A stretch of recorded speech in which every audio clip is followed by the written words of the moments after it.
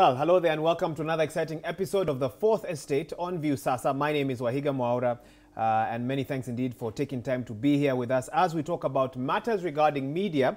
And to help me do this, from the far right, Richard Bosire, editor, Radio Citizen. Welcome to the program. Thank you. And right next to me, Robert Nagila, correspondent, CGTN, formerly known as CCTV, I believe. That's Welcome to the program as well. Gentlemen, the media has been a big talking point since yesterday. We all saw what happened at Wiper headquarters when two journalists were accosted by rowdy youths there. And the situation could have degenerated, but thank God it did not. But some people went online to then say that the media has fed the political class in such a way that rowdy hooligans under one political party or the other can carry out such acts.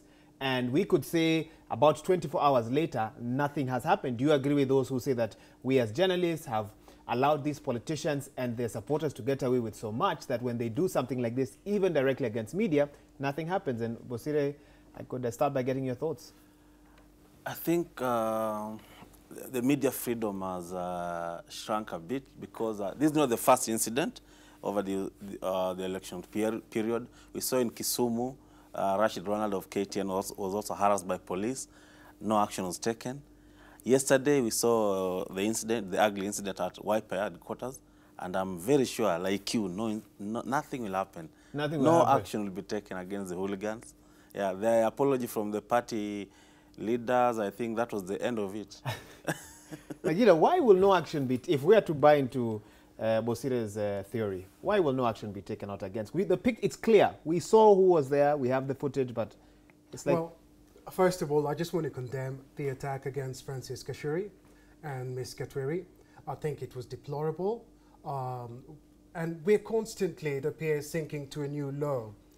But having said that, I think it's applaudable that the NASA hierarchy, the former Prime Minister Raila Odinga, came out condemning it. However, whether anything will be done about it, I'm not so sure, because the problem we have at this particular moment is that everything in the political field appears to be divided between Jubilee and NASA. One of the things that was very glaring yesterday, for the very first time, I was blown over. We saw the police almost immediately come out and ask those journalists to report those who were responsible for that action so that they could take the matters further.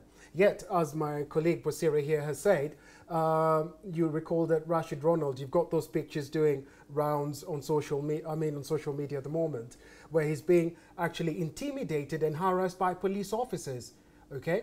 So there are double standards here to speak. And there's also a suggestion that one of the reasons we saw police come out very quickly was because this was an incident related to NASA. Would they have done the same if it was related to the Jubilee administration? We do not know, Jubilee press conference. However, perhaps just looking at the bigger picture here, violence against journalists is not new. I'll just quickly run over some figures. Reporters Without Borders 2016 actually say that about 78 journalists were killed in the line of duty in 2016 globally, okay? Three-quarters of that number were deliberately targeted because of their work, which is what we're seeing here. In 2015, the number was much higher. It was 101. So there was an improvement in 2016. However, then you come forward to Africa. Let's just break it down for a moment. UNESCO says that out of 131 murders of journalists between that should be 2006 and 2015, only 5 cases made it to court. So it goes further than just Kenya. It shows that across the whole continent, we just don't have any respect for the kind of work that journalists are doing and the freedoms or rights that they're supposed to have in the field. You remember, was it the island of Malta, where an investigative journalist was, there was a bomb in her car, you know, it exploded, and she consequently lost her life. She was running a blog exposing corruption in what some consider a tax haven. And, you know, that's, we're talking about Europe, you know, so if that's what's happening on that side of the world, many would then ask how much better off is Africa. But those are interesting points that you've raised. And let's specify now a little bit about what happened yesterday, Bosire. The videos that we've been seeing online, one of them actually showed, depending on what you believe, someone in charge of He's in charge of communications. communication, you know, Philip Etale, former journalist. There has been discussion on whether he actually, at the beginning, seems to encourage what those youths were doing. But he's been categorical. He's actually put up several tweets, several messages on Facebook saying, wait a minute, guys, I am the one who saved this person. I am the one who came out and stood up for against what was happening there. And why don't you believe me? What are we to make of that situation from where you stand, from the people who are there? What have they told you? What have you heard? So far, what I've heard from the incident, we've seen what Italia has treated, the Director of Communication for ODM. He said that he exonerated himself from the incident. He said he's the one who saved our reporter, Francis Gashuri.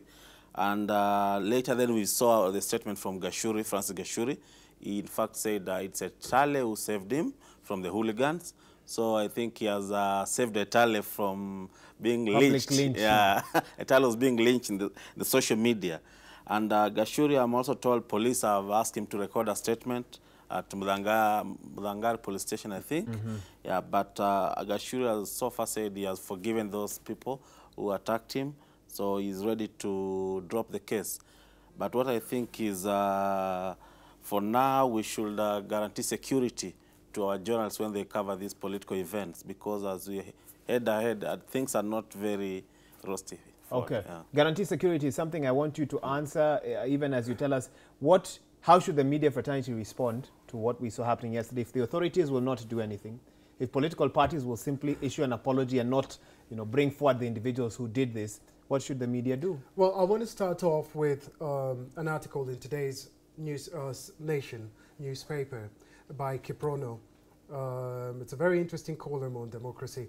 And there's a quote by Hamlet in that particular piece, which goes, "There's something rotten in the state of Denmark. It is festering with moral and political corruption." Now, remove Denmark, put Kenya there. It's the same scenario, really. Of course, it goes much further than that. Your question as into what can the security around journalists and what can be done? Okay, so he said media houses should guarantee their journalist security. Is that possible? Well, you can start there. It's very difficult, especially when you're out there in the field, okay? Because, for example, if you're out covering a protest and you've got security around you, number one, first of all, any protesters who want to speak to you become suspicious automatically because they think that could be a plainclothes police officer. They will not understand security at all. Okay, so there are two ways to go about it. There are even suggestions of maybe having armed security around you when you're out in the field, which is double dangerous. And I really do not agree with that. But I'll give you an example. For example, this is not the first incident during this rerun presidential election. I was covering the protests in Kibera. I know for a fact that some journalists were wearing the IABC badge and we were told to hide them, because you then became an automatic target of the protesters. However, I just want to go back to yesterday's incident very quickly. We need to be clear about something. I strongly believe that in each side, both NAS and Jubilee, you have some overzealous supporters of the party who are not necessarily carrying out the orders of the hierarchy. Okay, and I believe after listening to the statements that came out yesterday from the hierarchy and from Italia itself, that there is a genuine concern about what happened and they want to get to the bottom of it. Dennis Onyango has asked for pictures because they want to take action against the individuals. Because Francis Gashuri is one of, if not the top, political broadcasting reporter in this country. So he is well known. He is, I'm sure he's very happy with what it's he a fact. It's a fact. Go ahead. And he is well known. His face is well known across this country. And some of the things that came out as to the reasons why he was being targeted was, I saw a comment about, oh, it was because of the citizen tally, oh, no, it's because of citizens reporting of the current political crisis. Well, I know you're going to come to that particular point, whether the media is festering all this, but really, it's not his fault. He is simply there documenting an event, as all reporters are, and it is really wrong to target him or Ms. Katwiri.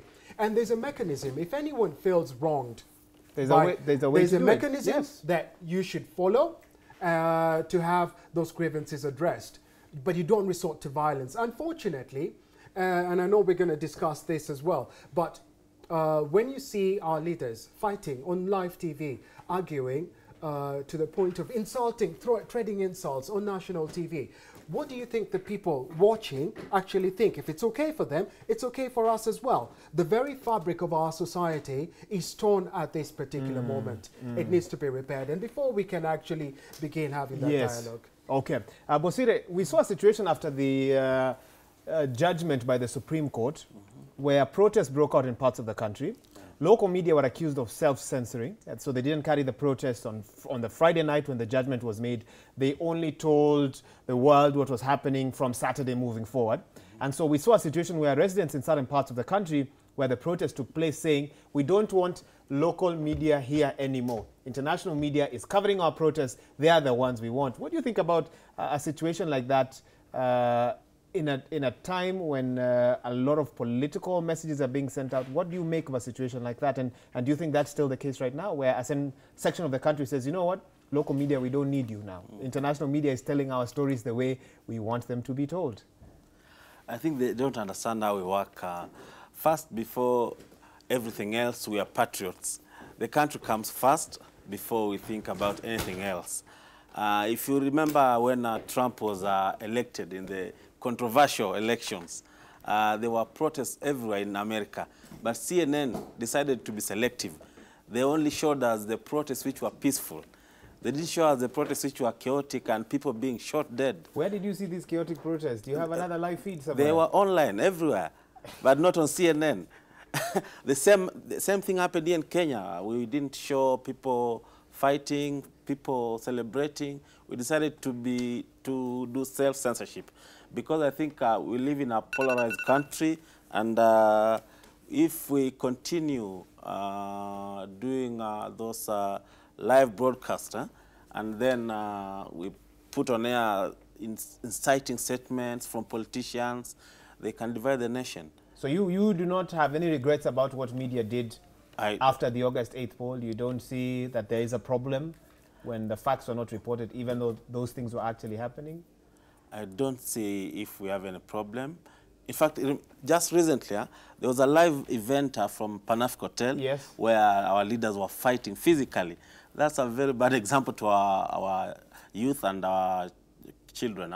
So I think such events should be removed from on air. Okay. We shouldn't broadcast live such cases where our leaders are fighting physically. Okay. Yeah. We have a very unique show today where a guest joins us halfway through the show. Sarah Kimani, SABC, welcome to the program. Thank you very much for having me. I'm sure you've had a chance to listen just a little bit to what both my other panelists have had to say. Do you have any thoughts before I can pose a question? Especially what Bosire is talking about. He says there are times when self-censorship is necessary for the greater good of a nation. Do you agree? Is that what they taught us in journalism school? We were not taught that, but we are living in very unique times in Kenya, where our country is so divided that sometimes editors are finding that they have to make such difficult decisions to decide that even if this part of the country is out on the streets rioting, we will keep it, because the other side, if the other side that is calm and going on with their business sees this, they are members of this community that live here, and it is likely that they will be attacked because of what is happening in their area. Remember, this whole country belongs to us, but we are now living in a time where we have balkanized ourselves, so that even if I belong to this community and the head of my community and the leader of the country comes from my community, naturally everybody believes that because of my community or the tag that I am a Kimani, I believe with them. I believe in their ideals. And so sometimes I think editors are finding it that they have to do that. The problem I have is when you hear that there was a call from this and this place, let's say State House, let's say Okoa Kenya House, for somebody to remove something from air. It should come from us an as internal editors. Decision. An internal decision sounds more warranted. Would SABC censor content in South Africa? Well, we had a case where, very controversial, when there were a lot of protests against President Jacob Zuma, and the then Chief Operating Officer, who was also acting CEO, Lodi Mosoneng, came out and said, we are not going to show any protest against the ANC, any protest against President Zuma. Of course, it was very controversial because SABC, unlike here where the national broadcaster does not have such a big role, the SABC is seen as the face of the country and the voice of the country. And so anybody. The other taxpayers were saying, no, we pay taxes for us to be able to watch everything that is happening in the country. So how then do you decide that this is ANC broadcasting station? So there was all that controversy about it. And of course, in the end, the SABC lost to the public good. Okay. Would CGTN, even as you comment, do the same in China? Absolutely. Look, it's no secret. Every media house, not just in this country, but globally, has its own editorial policy. Now that, remember as well that CGTN is a government-owned corporation, okay? So they have to align with government rules, okay? And conditions are set before them. And that applies here as well. Citizen has its own editorial policy, so does NTV, so does KTN. They don't necessarily align, although there are some things in there that are similar. But just coming to this conversation, and I agree with what my colleagues here, but we also need to do a lot of soul searching as media. There's a huge section of the public out there that feels that the media has been biased, that the media has not approached issues the way they should, and that's why a lot of people are actually turning to social media to get a lot of their information. Now remember as well that there's no editorial policy on social media, on Twitter, Facebook, whatever. People can write and say anything they want. Whereas with media houses, whatever you put out there, you're responsible for that content, okay?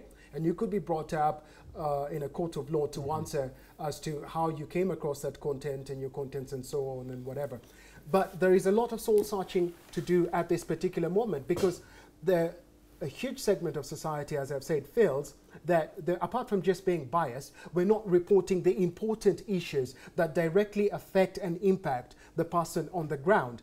Unfortunately, what do you think those important issues are, from what those people are saying, from what you've seen them treating? Well, what's an important issue right now in Kenya? Well, aside from the fact that all the views, quite a number of the views are right down the middle between us and the belief that if you seep in through them, you do come up across. Look at, for some reason, and I seem to agree with this to some extent, you look at the shows now, we've got a lot of panelists. Okay, like what we're doing right now. And rightly so, absolutely. Okay, but it's the approach to some of these things. When you have panelists who are sitting and throwing insults at each other, okay, denigrating each other, degrading those that are not there, okay, there are people who are watching that content. When you have leaders fighting, there are people who are watching it, who says, if it's okay for them, why is it not okay for me? And they carry it out there, and then of course we blame, like yesterday's incident, for example. So it's not entirely their fault. We talked about this whole thing of the very fabric of society breaking down. But let's even go farther than that. Apart from these discussions, you look at the approach, the way we cover certain stories. What you asked about, people saying that the international media appears to be covering or getting scoops, whereas everybody else is. It's because one of the problems is with the we're down to this format of he said, she said. He said, she said. You've got a politician, and I can name several, right from the very top, from the president, Mr. Raila Odinga as well, William Ruto, Kalonzo Musyoka, and the members of parliament as well, who will put out a statement, okay? They will not be taken to task or questioned about it. And there's no fact checking. It will be reported that way, no fact checking, nothing. And it will be taken as truth by their supporters, okay? Now, when the truth comes out, and then there's a backlash over that. So what kind, and I'll give, if I may just give an example. Okay, go ahead, and I'll give Bosire a chance to come in after that. We all watched the mysterious disappearance of Mr. Jimmy Wanjigi, who then reappeared suddenly in the same compound. Somehow police could not find out. There were reports he'd been in a bunker. For 72 hours. And they gave out this elaborate press conference. After the press conference, a journalist asked a question. And I was cringing. I almost went under the floor. The journalist asked, Mr. Odinga, so what's the way forward? And Mr. Odinga was also taken aback and surprised, like, way forward on what? And the journalist was also confused because he wasn't expecting that. And I've had that question a lot of time, quite a number of times over the last several weeks. What's the easiest question to ask? It's the easiest question. Part of the problem, sorry, before we just come to you, is we've killed investigative reporting in this country. Okay, it's not there anymore.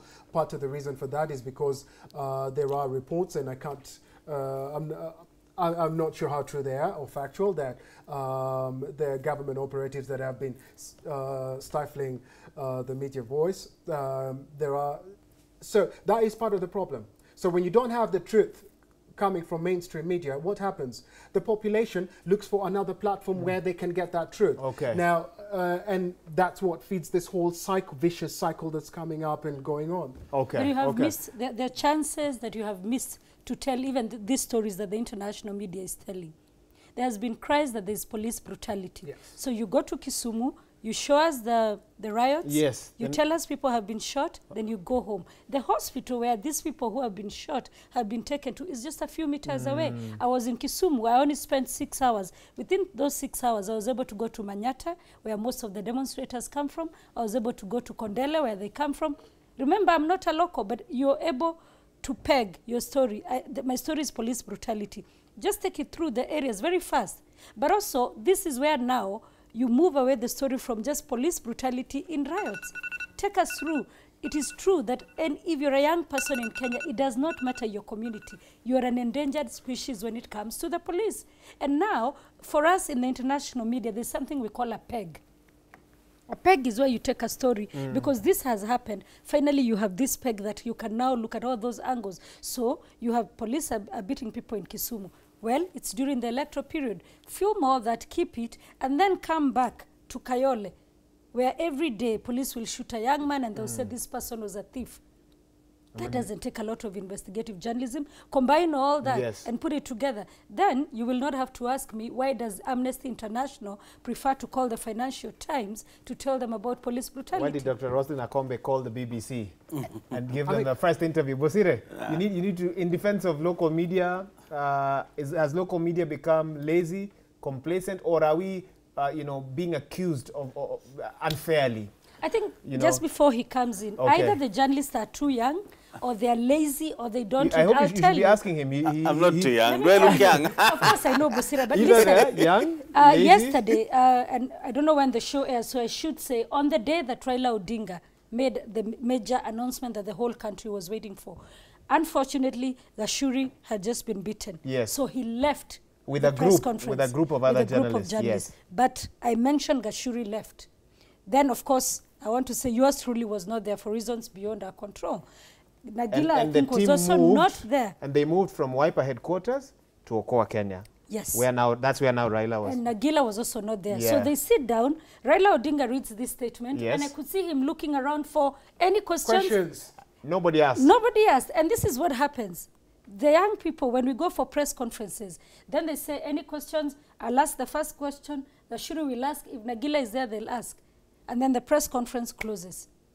Listen, you need to tell your journalists to start reading. You need to tell them to research on a story before they go on location, because you're doing an injustice to our audiences. Sometimes you sit in the house and you ask yourself, really? Did this person just say that? And it went, and it wasn't challenged? Corrected or challenged? Raila Odinga talked about a people's assembly. Yes. We should have asked him questions like, does this mean we are back to a constitutional referendum? Yes. That's how we started Bomas, Naivasha. Are we heading there?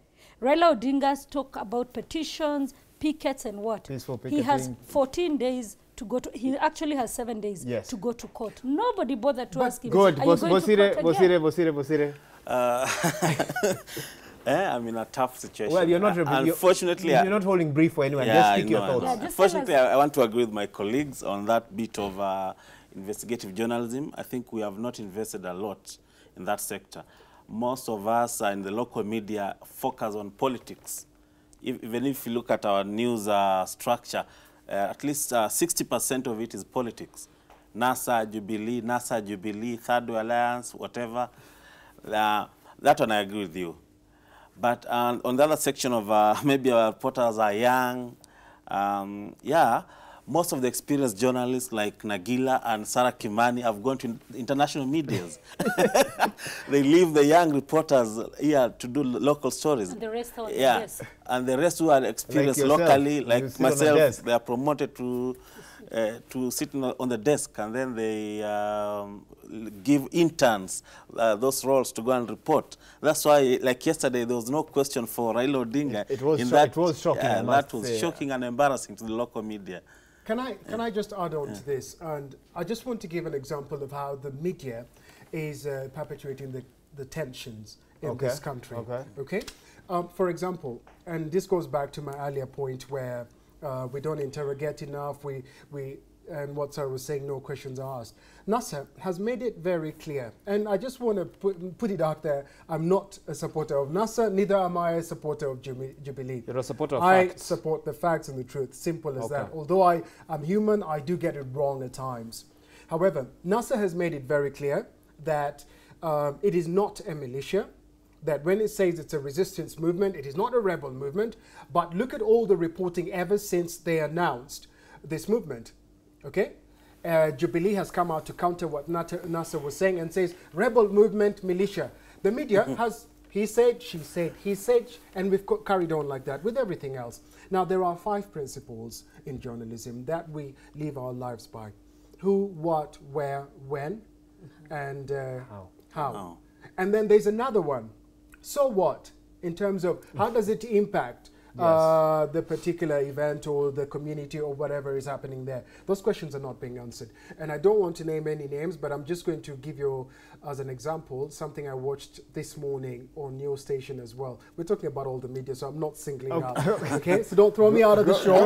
Hopefully you'll invite me again. But the reporter was asked, okay, you had what the opposition leader Raila Odinga said.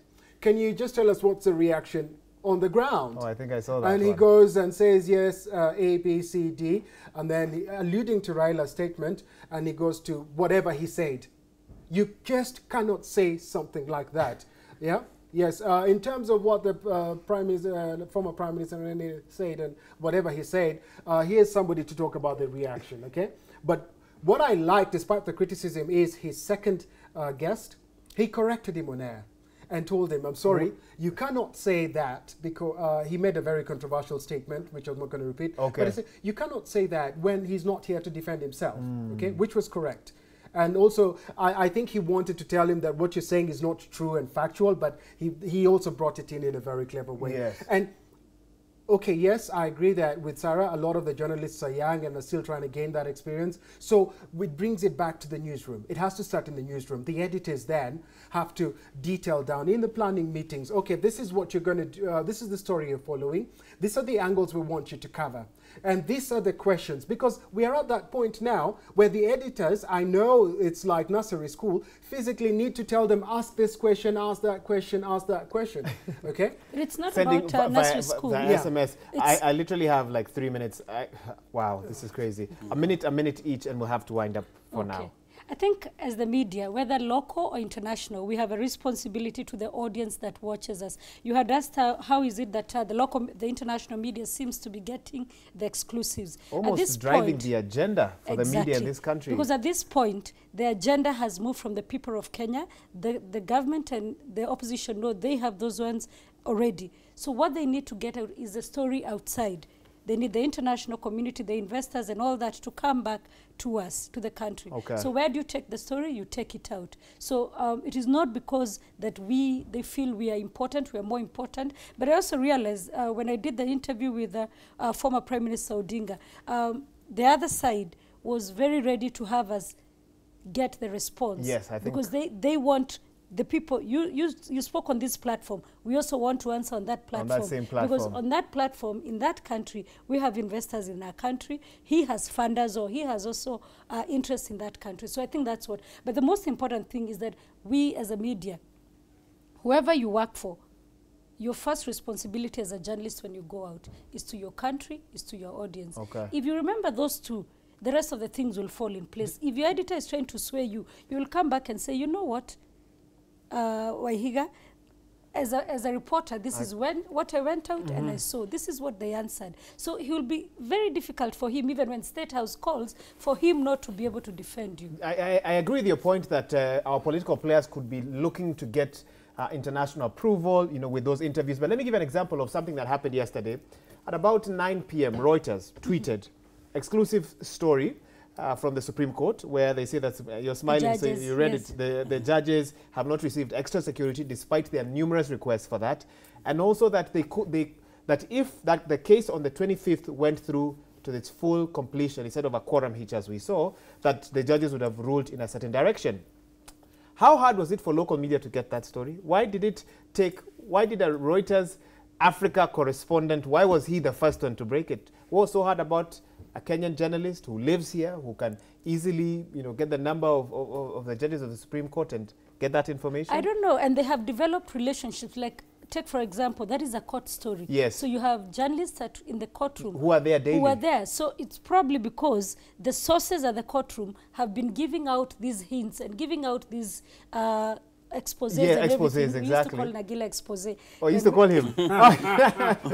These exposés, and maybe they're they put just under don't the go table. anywhere. Yeah, they don't go anywhere. Sometimes as a duty to the country. Like we went for Chebukati's press conference and we organized with Nagila. If you ask and he doesn't answer, I'll be the next one to shout, and Gashuru will be the next. Okay. So listen, if you come to the newsroom and you have this expose exclusive, and your editor refuses to publish it, give it to the next reporter in the next media house. Won't I be victimized? Won't the editor know that? It is between the two of you. You will know how figure you out will how do you yes. do it. Once it is on air, now your media house will start doing follow-ups. choice. And they'll do follow-ups. And Looking then for they a right of exclusive. reply from whoever has been mentioned. Nagila, 1 minute, please. I totally agree with everything Sarah has said. In fact, I think she just took my minute.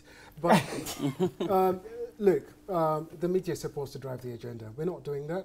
We've given up that role to politicians to do it, and you can see what a mess they're making in the country at the moment. As Sarah has said, look, I'm in a different media house, but we talk quite a bit. I call her if I'm stuck somewhere and I need some ideas on how to approach something, or if I need some more information or stuff. You're supposed to share. Maybe that's something that our reporters need to do a bit more. I hope they're doing that. On the court story, there are court reporters there. Why they didn't get that information? But it goes back to the newsroom. Maybe the newsroom just thought it wasn't important enough.